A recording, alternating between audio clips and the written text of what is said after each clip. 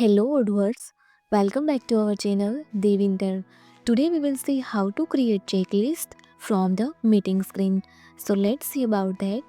You can see here our module Dev Meeting Checklist here already installed. So first go to Contact app, go to configuration menu and see here this menu for create checklist. Now click on and see here already created this 3 checklist.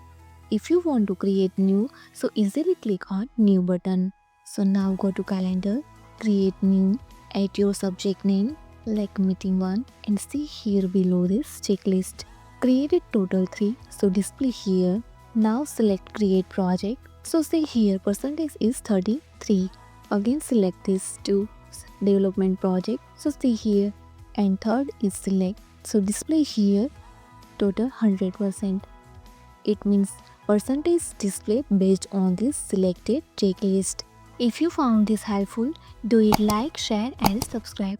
Thanks for watching this video.